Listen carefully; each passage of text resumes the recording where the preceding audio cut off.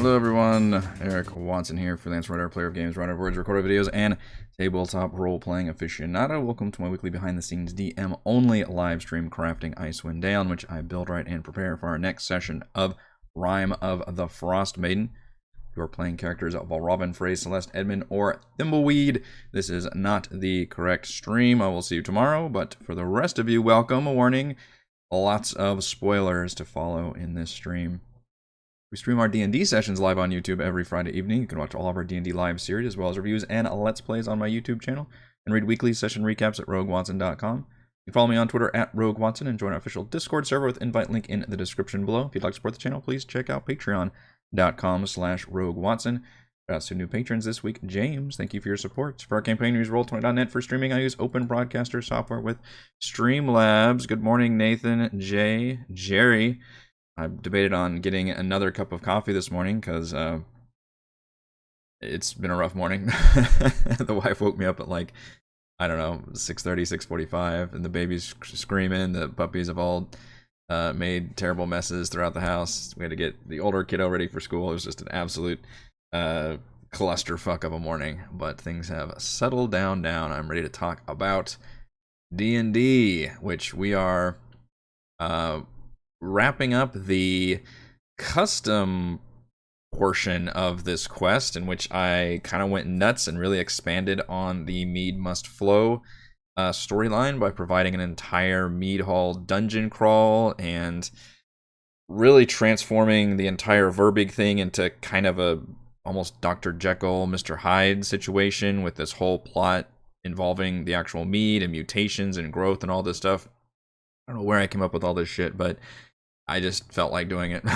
And I honestly, I think last session, not for anything I did necessarily, but for the players, was like, I think my favorite session of our campaign so far, just because of the energy level and the jokes we were making, and none of that shit I can actually plan and design for, but that was incredibly enjoyable to be able to experience that with everybody, and obviously to have it streamed live and everything. You can see our joy just oozing off the screen, so that was fun. Probably won't hit those high marks every single time, but that's okay. What we have left in this dungeon is not much, honestly. So they killed the ochre jellies, the mutated mead. They did that fight. That was a cool fight. There is going to be an escape tunnel, which I've alluded to, beneath the grates, basically, here, that leads essentially to the Verbig layer, which, if we look at the Goodmead map, and we take the little measuring tool, which is a cool feature that Rule 20 has, which I believe, yeah, so I was going to have the tunnel extend about 1,000 feet, like northwest, and that puts them squarely into the woods. And then from there, the Verbig layer cave can just be, somewhere within a couple 100 feet of this, and they can, pretty easily follow tracks, essentially, and that will lead them to the Verbig layer. So that'll be how they get there. Now, there is still one important thing. Well, first of all, they haven't technically dealt with the bees yet, right? So they'll have to choose how to deal with that.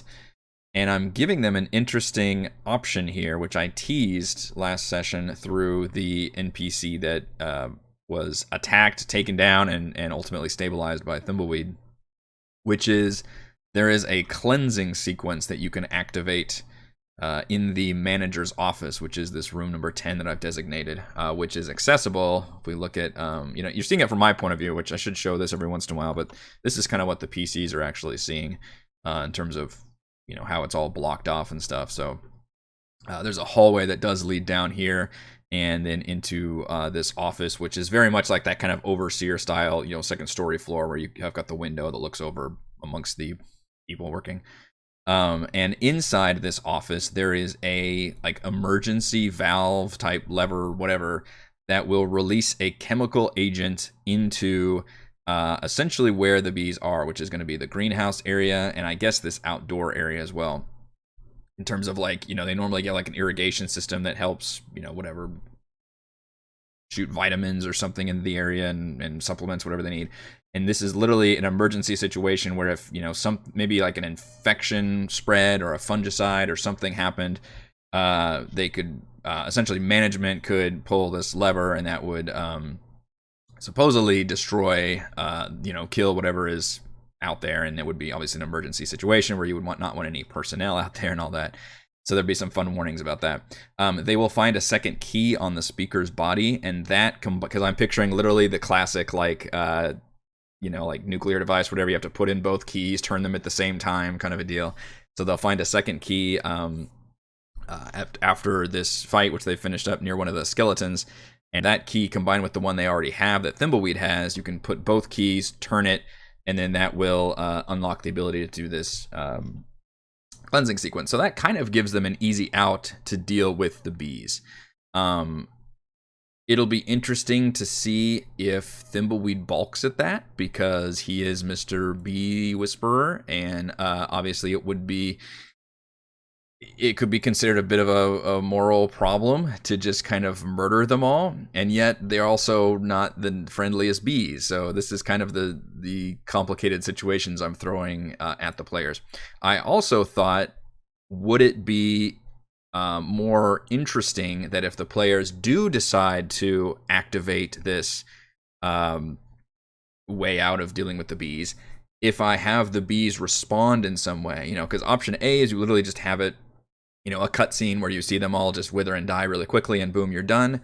Or option B is it starts activating, but because this agent was designed for regular sized bees, maybe it takes longer to actually, kill the bees. And so, I'm picturing maybe even like the birds, a situation where they start flinging themselves at the window, because I am going to say that there's windows here, which I do plan on doing like this so that the players can actually see. Because if you recall, only Reese has actually seen the majority of this map. The other players have only seen like the very entrance and then this top portion here. So I can open these windows up if they make it up there.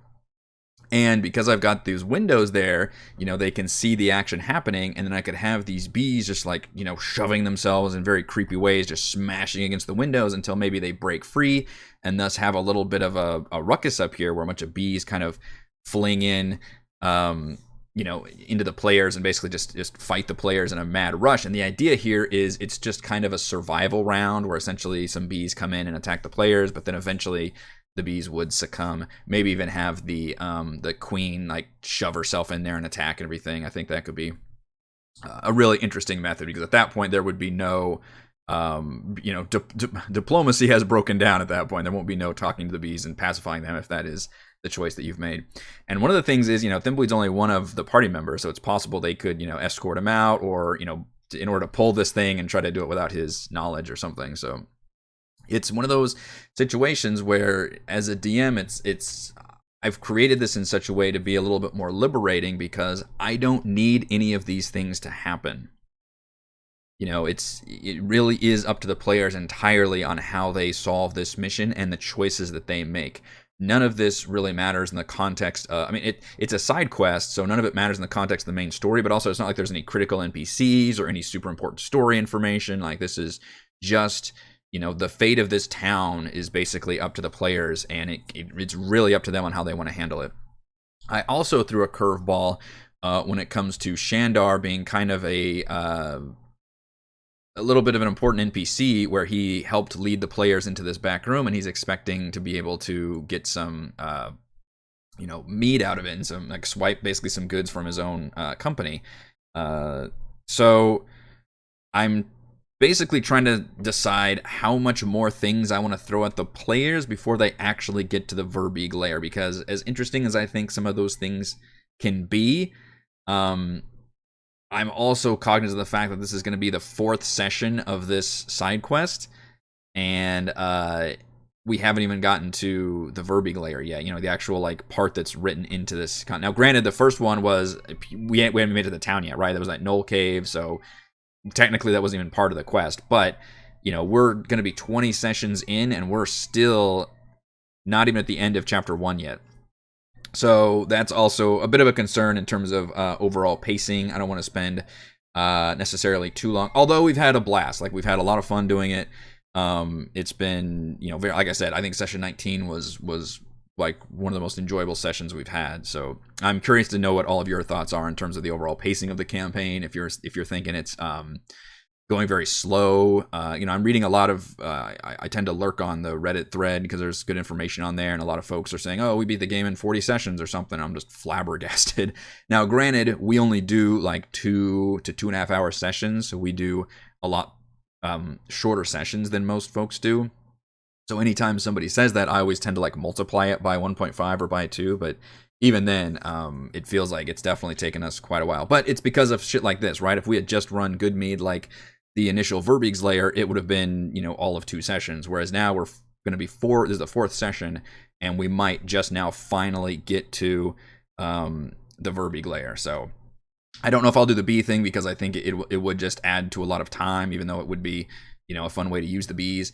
And then the other thing is how to use Shandar in terms of, you know, is he going to accost the players again? Like, is he going to try to sneak in and deal with that? And what happens if the players decide they don't want to immediately go to the Verbeeg lair? What if they just say, okay, we've made it this far, we've discovered what happened here, you know, let's go back and just long rest and continue on tomorrow. Because normally, if they're in the middle of a quest out in a dungeon, I don't let them long rest. But here, they're technically in the dungeon's in the middle of a town. So there's not a whole lot of narrative reason I can give an excuse for having the players not be able to long rest here, especially because time is technically not a factor for them either, because all of this happened days ago anyway. It's not like they're about to catch somebody. Now, granted, obviously, people like Olaves would be very concerned about, oh, we need to go hunt down the, you know, people that did this, and every day is a problem and all that, you know. But ultimately, it's that she has not really a leg to stand on. It's going to be the player's choice on whether they want to continue with that or not. So, I guess my other thing is I wouldn't mind introducing some kind of complication to the players if they do decide to back off and long rest. Maybe I have Shandar end up like, you know, getting confirmation about what happened and stealing some mead and end up kind of putting the town and the players in more of a bind. Even though ultimately it may not, you know, matter to them, but it might just be like an epilogue thing where like, here's the situation, good Mead. Regardless, I do want to, and you know, if they back off in long rest, I'm just gonna kind of montage that and take it further. But I would like to go ahead and make us get to the Verbeeg's lair, because I think that's where we need to get to by this session for sure. I don't think it doesn't look like we're gonna be able to even finish this quest this next session, especially if Verbeeg's lair ends up being a pretty big long dungeon crawl. So let's go ahead and look at Verbeeg lair, because this is actually what the original quest line is. Which is a pretty nice little newbie dungeon that I don't know how much I'll be modifying, to tell you the truth. It's got a kind of outdoor area here, which we can go ahead and throw some tokens on here. Does it have, let's see, does not have dynamic, so this is just all dark, right? Because it should be, I guess the campfire, there should be a little bit of light outside. Even though it's technically not, you know, we're still in the Rime, so we're still kind of dark, but it should be some kind of dark light. Let's take one I've got already. This is a thing you can do when you've got maps that are both inside and outside. You basically make it an inside map, but then you can make dynamic lighting to simulate light from coming from outside. Means we put these kind of out here, and that creates some form of light. Or outside, we do that. I don't know why Roll20 makes the X's. I guess it's easier on their system in terms of the tree blocking.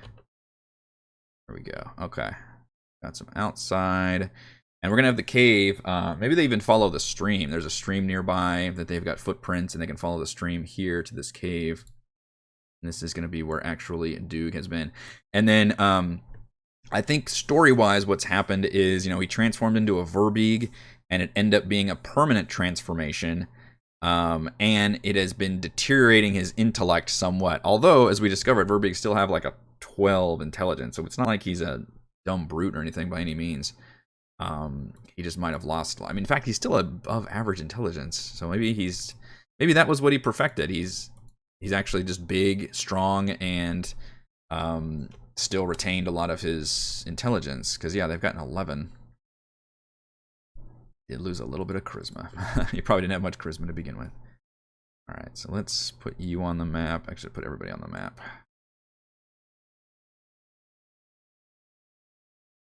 Gather your party to venture forth. It will be at least short resting, I would presume, because they took some damage there. Almost took down Celeste. Stupid half-orc relentless endurance.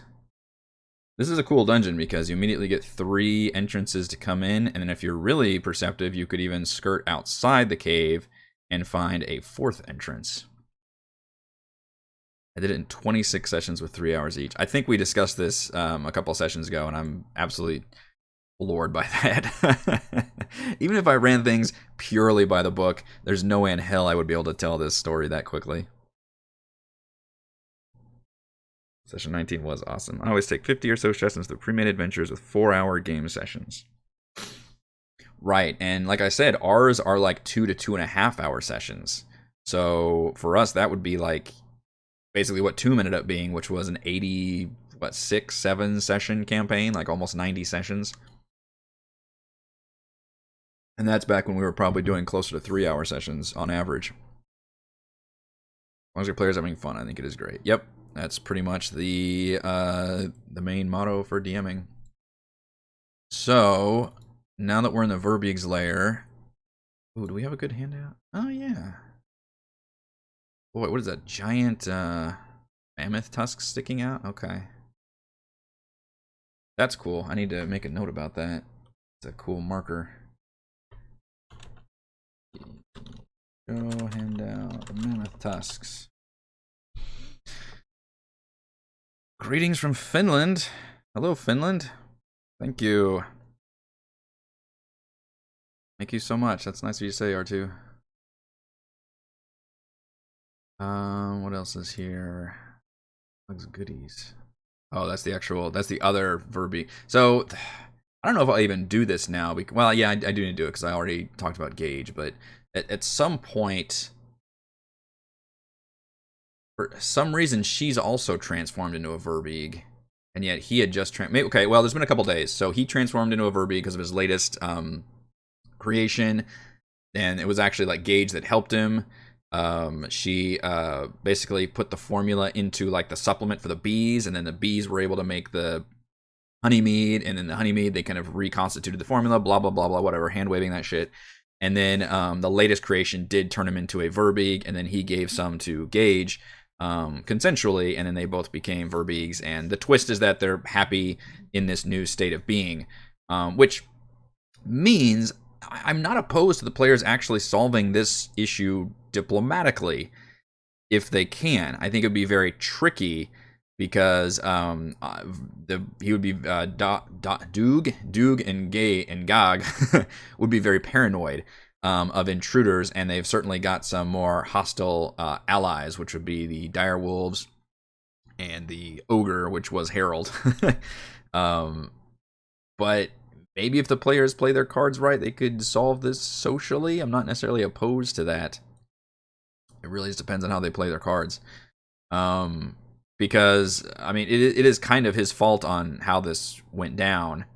But ultimately, he just found something that... And the other thing is, I don't want to necessarily give the players... I certainly don't want to let them permanently transform into Verbeegs. So, for whatever reason, he doesn't have any more of the formula that let them do that. Instead, maybe he's out, and because the place is so dangerous, he hasn't been able to go back and get it. And now that he's learning about how dangerous the bees have become, he's realizing that might not even be possible. So maybe instead he's been creating like distilled versions or watered down versions, which essentially would be like potions of growth. So at that point, he can produce temporary Verbeegness. And yes, very big. Which would be like loot the players would be able to get. And maybe the players can work with him diplomatically. I'm totally open to that. Not necessarily has to be combat encountered here. Which means if they take out the bees, they've actually solved a lot of the side quests without using combat. The ochre jelly mutated mead being pretty much the only fight that I would have forced, depending on the order in which they go through events here. So they have an option of 3 different paths into this cave, or they could go around to the entrance at V2. How did I close that window? Shoot, I meant to go V plus blow. So I believe, let's see, V6 is just the stream. So I took out the cave bear because, again, I want to do the The whole potion of growth thing, the fact that his whole experimentations on this elixir and this formula, which he found this formula in this cave, is to be able to make creatures bigger and stronger, kind of a I don't know, like a fantasy steroid formula or something, or Mr. Hyde or Hulk or whatever you want, that kind of trope. So I'm replacing the bear with essentially a bunch of dogs, or maybe just sled dogs that they had or somebody had, and those are now dire wolves. I would like to create a journal or something, or maybe it's just going to be a dialogue sequence with Doog, where they can learn a little bit more about what happened. The journal is usually the easiest way to go about that, and it helps if you can find the journal before fighting the bad guy. So I don't know where I'll actually put that. Maybe in V8. Maybe I'll move. He'll move him. I don't know. I guess no. It makes sense. He's by the campfire. So can they see that light? Let's see. Celeste has dark vision, right? Oh, in fact, it's really bright out here. It's not supposed to be this bright. Does this have dynamic lighting on? It sure does. Daylight mode is off. Really just that fucking bright? Oh, I guess this is bright for those with dark vision? Okay. Wait, why is it... Okay, maybe Celeste is just weird, because I can see... Oh, no, Thimbleweed's pretty much dark, too. I don't know why they light up. Maybe I switched their stuff around. Nocturnal with no tint. It's kind of honestly been a pain. Yeah, he's got dimming on. Dimming 5 feet. Change it to that, because there should be... That looks like... There we go. That looks more like you've got some dark vision. Okay. It's kind of been a pain in the ass to replicate this, the right level of darkness to make sense for those with dark vision and those without. He's got 10 feet of night vision.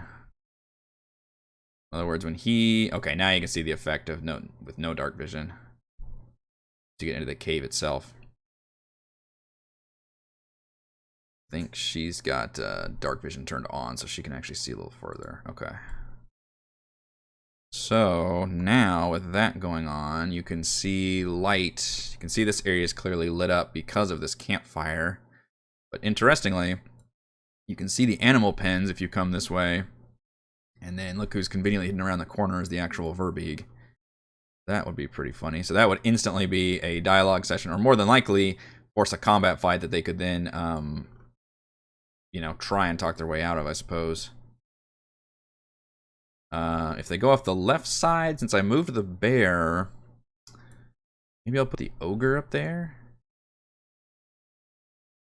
The ogre was going to be a summon that he basically gets summoned from up here. Or I put the wolves. I was going to have the wolves at the entrance, like gnawing on these bones to dire wolves. But maybe I could put them in the stream. Normally cave bear lair. Yugabur. There's a statue of Sylvanas here. A statue in the frozen pool, crafted using stone-shaped spells. Patron radiates an aura of abjuration magic, an identity spell, identify spell can reveal its magical nature. Statue blesses the pool such that any creature that drinks from it gains the benefit of a greater restoration spell.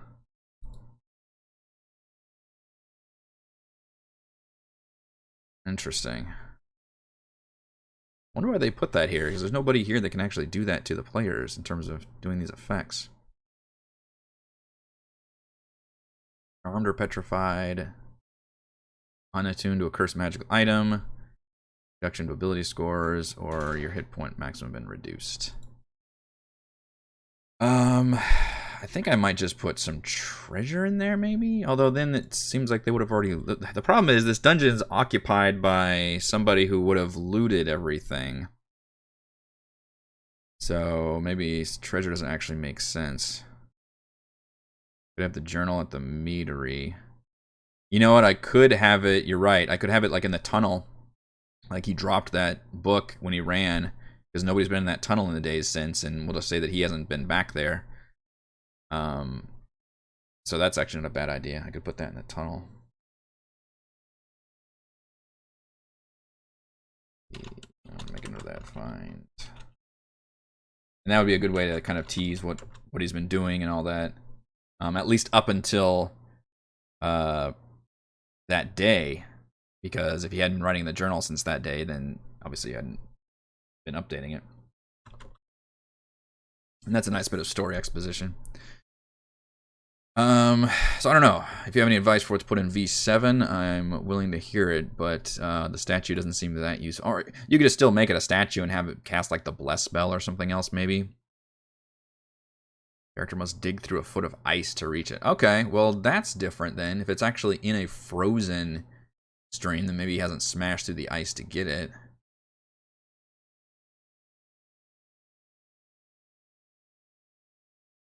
Yeah, it is supposed to be like an ancient burial chamber, so maybe it was a statue that has some magical effects. So if they manage to break through it, if they care, then maybe just give them like the Bless spell if they touch it.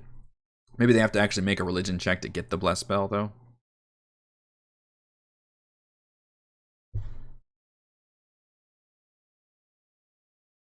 I don't know either if they're actually suffering from lingering injuries yet. So it's just pure ice in there.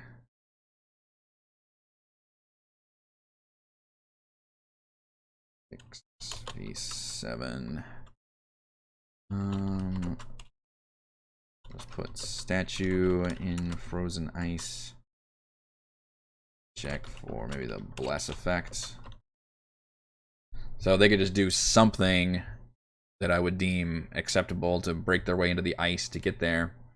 Although if they make noise, that would certainly give away their position. V8 is a bunch of burial niches, which are like little kind of coffin cubby holes, basically. Bones of their chieftain. The tribe carved a tomb out of the hillside. Each burial niche in this tunnel is 2 feet wide, 2 feet tall, and 5 feet deep. Bones of warriors. Now, if I was a player and I saw a very tight hallway that had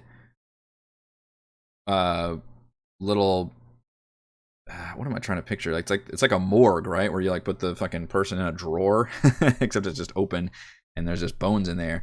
I would think trap all the way. So I think this is one of those funny situations where the players would be very leery to step foot in here, even though there's actually no danger in here whatsoever, which is the kind of funny twist. Also, no dynamic lighting. I guess you could keep it like this. You can technically see. I don't know if it would be more annoying or more effective to actually make little lines here where it's technically like, you know, they're all blocking, but that might be just annoying to look at. So to just leave it like it is.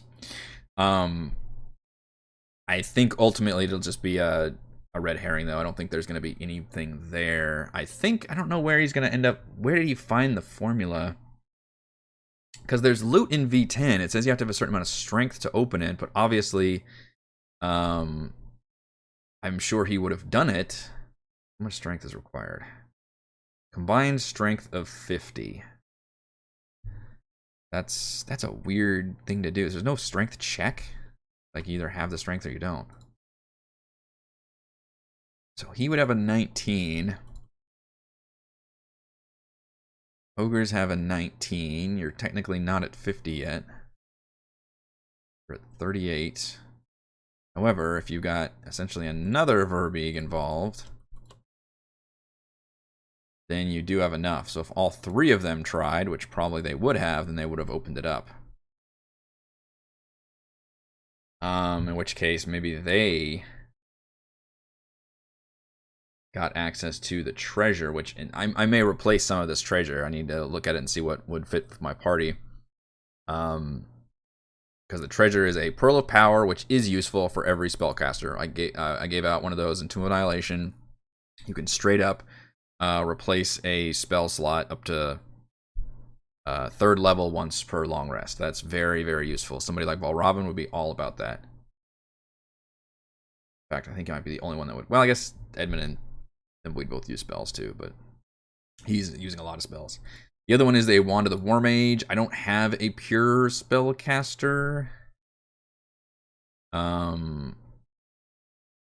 bonus to spell attack roll. I guess technically Edmund would benefit from that.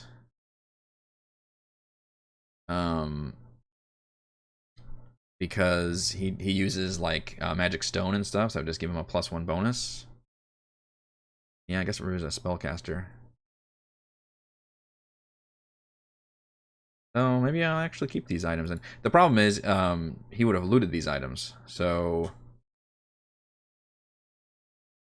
find DC of 50. Yeah, I mean the thing is, even if it's a strength check, no matter what, then I feel like the better solution is, if I really want to keep it to where Duke hasn't been able to open it, is instead of it being a strength check, it's like a little puzzle they have to solve that involves either just literally an investigation check, or if I actually concoct a little puzzle that involves some kind of interlocking mechanism or something that maybe he wouldn't have realized that. So maybe he got the formula from like reading glyphs on the boards, on the walls or something, in terms of like ingredients and all that crap. And then maybe there was actually like a special herb or something growing somewhere that's basically been used up by now, that he was using in here, like a very rare limited ingredient. That would help solve the issue of why he's been embiggened, but the players, I'm not going to let them necessarily have the same result. Instead, he's been having to basically synthesize to try to recreate it, and the best he can do is come up with potions of growth. I think would be the idea. I thought it'd be a cool idea to give the player some kind of item that you could constantly grow yourself. That'd be fun, but I don't see this NPC as being somebody who can necessarily do that. I guess I could open it up to let Edmund maybe craft something like that. It's not necessarily Chardalyn crafting, but just you know, a way to make an item, or maybe it is out of Chardalyn, like something that would have a drawback, maybe when it wore off or something.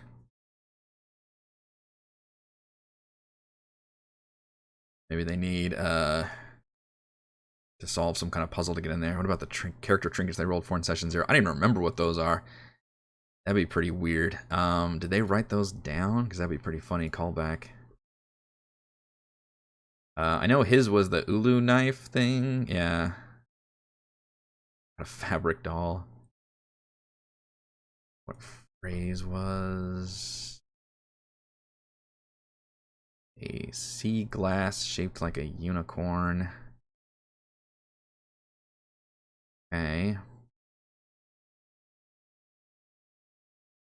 Last, maybe these will work. Let's see. This it? Scroll case? That. Case of studies. Oh, okay. Has a weird.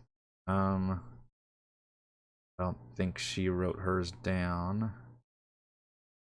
I remember to give her one because I remember she was not here for the session 0. Trophy taken from a fallen enemy. Ooh, I remember what that was. Or wait, no, it was a ripped cloth sail. That's what was his trinket, wasn't it? Well, you don't recognize. What was the trophy?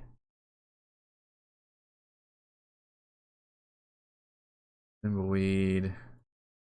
This is a real trivia question here. What were their fucking... They also got that trophy from an animal you killed. Maybe that's a background thing, like an Outlander thing. I don't think he wrote down his trinket as well. Special natural herb sounds way better than the synthetic stuff. Indeed.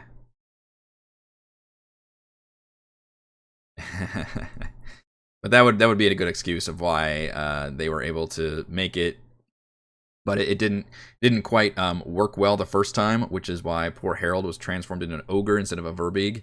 So he did lose a lot of his cognitive ability, and so that's why he had to keep returning to the Mead Hall, and that's ultimately why they started like messing with the bees themselves and injecting like them with some growth hormones or whatever else to try and perfect that formula, which ultimately did work, with the side effect that it kind of fucked up the entire brewery because it, worked on the bees as well and grew them to dangerous sizes.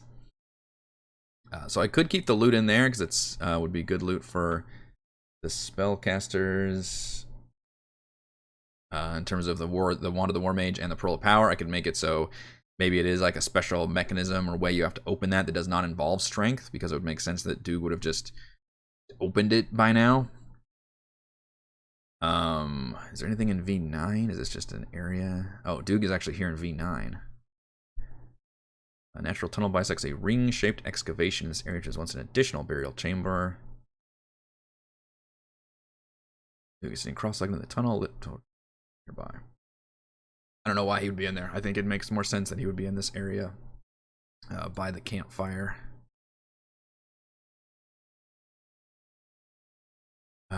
So yeah, V10 has the wall with maybe the formula, maybe some of that. You can tell like there were some like rare herbs growing here that have now been picked over. Honestly, I need to create like an alchemy lab, don't I, somewhere? To where he was working on stuff. Or was he, maybe he was always working in the mead hall because that had all the stuff in there. And he was just going back and forth. This is just kind of where he camps out. Because otherwise, how would he have moved shit over here? Maybe he doesn't actually have any supplies here, any ways of making more stuff, but I would allow him to have some potions of growth on him just as a treasure thing. Let's go back to V5. The ogre is here, which his name is going to be called Harold. Harry. Let's see. Burby rig the system supports the basket, the ogre from tripping over them. The baskets are suspended from the ceiling. That seems pointless. Basically, he's just a summon where, if he hears danger at all, he will assault the players and call for Harold. And then there'll be a fun little tom tom tom tom, where the ogre can charge into the battle, probably on the next round or something. Which, ogres are surprisingly quick on their feet. 40 feet speed. Means, what does that mean? 5, 10, 15, 20, 25, 30, 35, 40. He can appear in V3 in a single turn. And if he dashes, he could probably even make it to one of the adjacent rooms. Right now, I replaced the cave bear with a pair of dire wolves, because that, again, goes with the embiggening theme. And I put them in the entrance at V2. I could move them around. They're just kind of gnawing on some bones or something, but I could as easily put them somewhere else. I like them together, though, because of the pack tactics. And that would, in theory, dissuade the players from coming in this way. So if they come around the corner and actually see the proper entrance, going around here. Interestingly, you don't quite, or maybe you can. Yeah, you can kind of see it a little bit here. There's the wolves, which involves, you could, make stealth checks and sneak up to them. You wouldn't, and start a fight. You would not be able to sneak past them because they're just gigantic and in the road. So make sure they are labeled 1 and 2. And then I've got the other problem, which is I got a bunch of fucking goats here, and Thimbleweed's gonna want to talk to these fucking goats. I thought it was a fun idea if the Dugan was experimenting on animals by perhaps stealing some livestock, and unfortunately I did not tease the fact that there were livestock missing, but that is going to be the case, and was essentially giving them the formula first, which seemed to work, but maybe I need to have something messed up about them. I don't know if I want to make like mutated goats or just have them be enlarged. Yeah, we're thinking the same thing. Basically, I don't know. I haven't really given much thought to the damn goats. Even though I know they're going to be a critical part of the storytelling here. The goats aren't really going to know much, and sheep apparently too. in the context of the story, you can actually use them. The problem is I'm changing so much about this because the Verbeeg, even though the Verbeeg is supposed to be like this dumb brute, again, it has intelligence of 11. Like, it's really not that stupid. It's smarter than literally the average human being in this universe. It says the Verbeeg will actually try to shove people into the campfire, which is funny because that's something that my players try to do. Yeah, the Verbeeg and the Ogre kill people on sight. Let's see.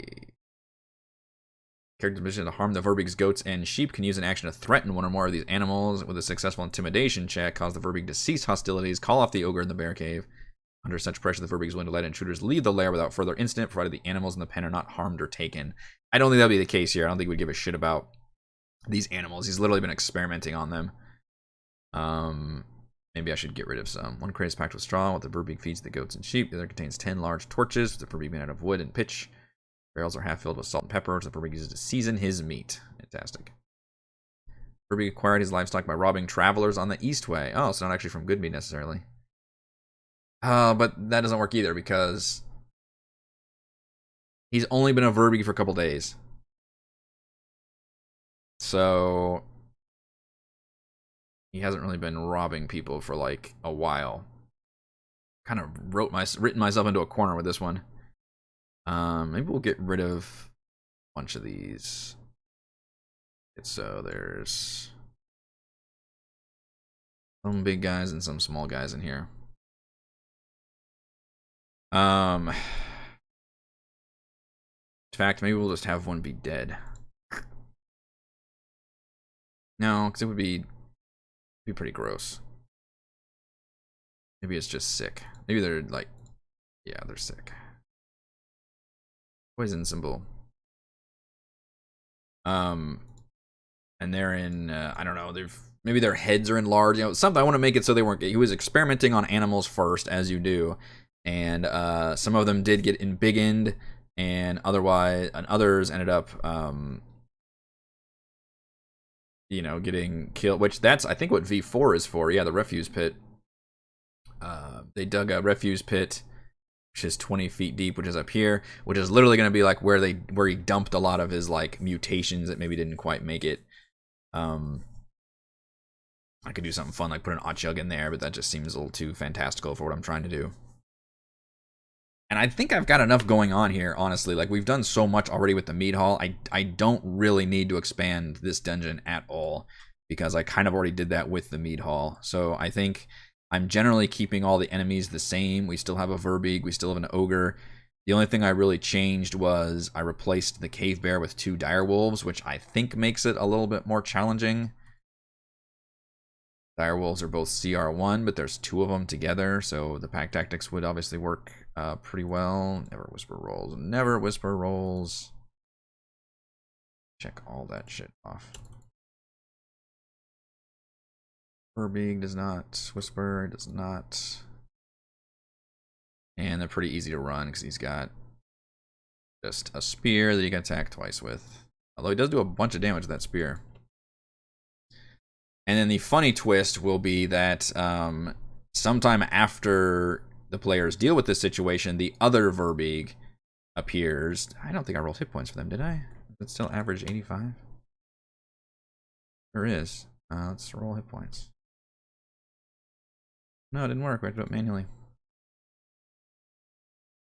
Let's see.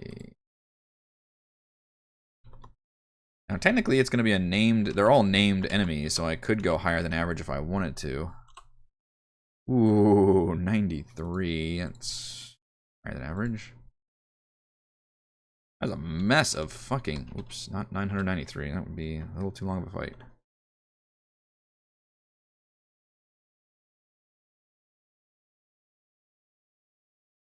That's a hell of a fight. I think I rolled hit points for you, though. 59... Oh, maybe not. Let's do the other Verbeeg. 94. Gauge is even beefier. Gog. I did roll for the... Yeah, I did roll for the wolves. I'll look at that one now. I forget what their average is, but it's definitely have different hit points. I like rolling for hit points on creatures. I think it allows, it prevents a lot of kind of metagaming knowledge and makes it so, I don't know, you've got some differences in creatures. Some of them you can kind of play around with, like, oh, this one was scrawny, or this one was particularly strong or well armored, or, you know, ate their Wheaties this morning, whatever. Stoga 7d10 plus 21. 64. All three of these rolls right now are above average. Only slightly, probably not where it makes much of a difference. And let's face it, between you and me, you've seen me fudge rolls a million times anyway, so you know, it's the hit point thing is just a guideline, if anything. There are some points where I specifically want my, you know, enemies to go another round and let them survive, and other times where I'm like, all right, the crux of the fight has now waned, and it's time for these enemies to die. So, and usually it's, you know, at some point when there are fewer than 10 hit points and I'm ready for them to die, then I will just count that as being killed off. What is the average for Direwolf? 37. Yeah, I rolled real fucking high for one of them. I rolled fairly low and fairly high, so there are definitely ones bigger than the other. Make them all deformed and feasting upon the dead one. Really go with the horror thing. That would go with the horror thing. My concern is that this is like the main room though where he hangs out, so I don't know. Not opposed to that though.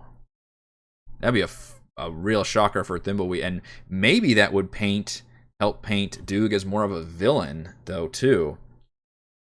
If the players want to still deal with him diplomatically, which they could, but especially once Thimbleweed sees what he's been doing to the animals, it might actually enrage. It's funny how I'm using Thimbleweed specifically because of his animal relationship. You know, he wants to work for the bees because he feels kinship with them.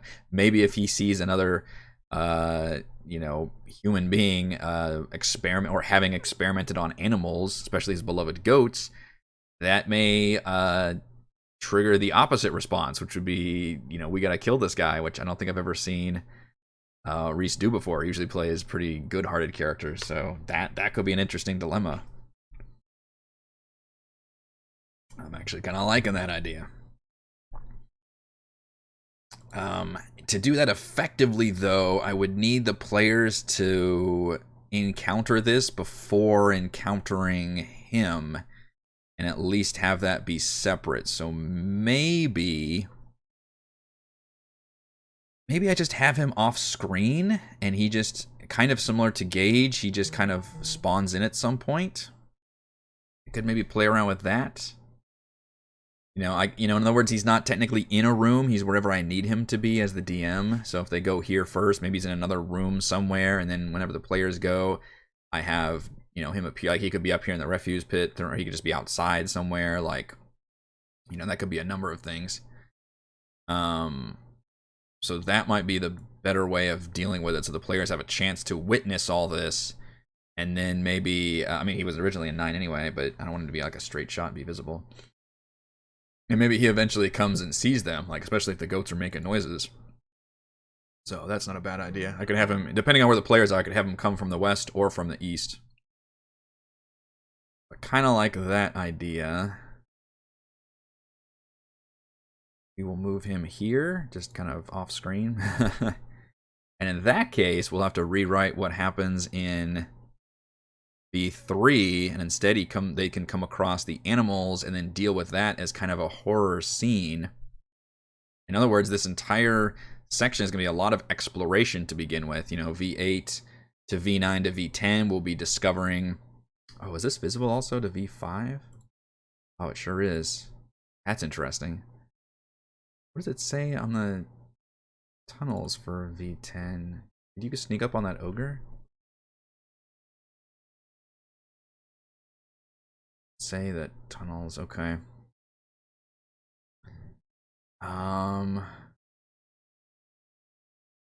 Wonder if I want to have this be visible or have this be like rocky tunnels that are kind of, you know, because I'm thinking about putting blockers. They can't literally just end up like here and then just clearly see this ogre right here. No?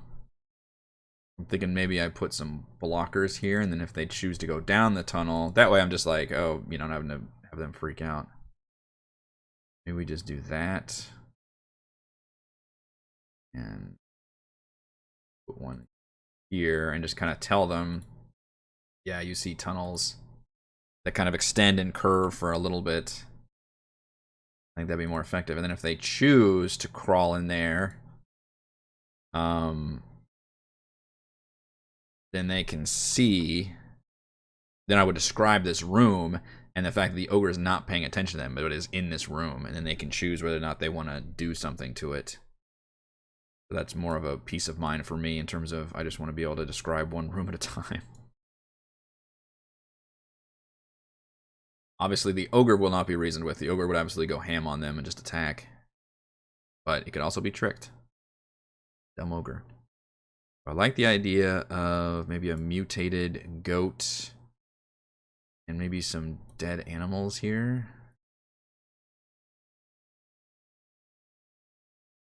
Maybe the mutated goat is like eating the sheep. Here we go. We can do this.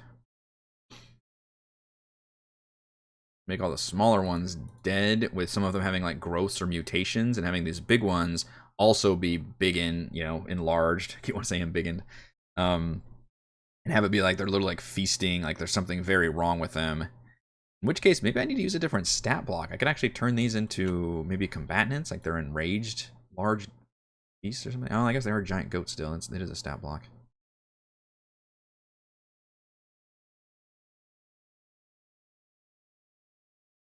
To where, what do I do if Thimbleweed wants to try to talk to them? And then they've already read the journal, which would include Doog experimenting on the animals. Like, he would have notes in there. So that would be a fun tease for this event, and they'll see this event happening. And that should paint a better picture of what this dude's been doing. And then have him basically, probably, depending on where the players go, probably have him, like, waltz in to, you know, V3 properly, and then the players can decide what to do from there. But the Verbeeg will absolutely be hostile initially. Like, they would have to do things specifically to make him not hostile. And he can bring in allies through the form of his 2 direwolves and his friend Ogre. And then eventually, depending on how the whole situation goes, I can call in Gage to appear and just be another Verbeeg. But these are some pretty big meat shields. That if it does turn into an absolute slog, like, it's gonna be nasty. Like, these Verbeegs can do, God, what is this? They can deal 17 average damage twice with a +6 to hit, and they've got meaty dex and con saves and just a fuck ton of hit points. Like, just nasty, nasty fights if they really get into it. Goats are notorious jerks. Yeah, so that would be a cool twist, is the fact that this goat is like, kill me, you know, and just kind of really enraged and messed up. And he's like, what happened to you? And, like, you know, I could really go into the horror angle. So I'm actually liking that idea quite a lot. I think that'll help paint a darker picture of what happened here. Otherwise, I'm keeping everything pretty much as written. So we're going to change, well, with the caveat that we're changing still a lot. So the V3, the goat, the animal things will be mutated and evil and feasting on each other and all that. V10, which is where the tomb is, I'm going to still have that locked, but instead of it being a strength check, it's probably going to be some kind of puzzle to actually unlock the thing.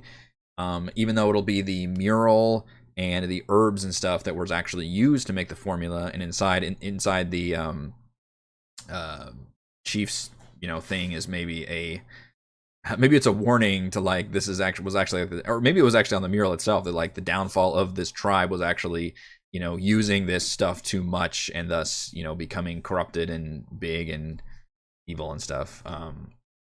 Which, of course, was not heeded by Dugan, who now goes by Doog.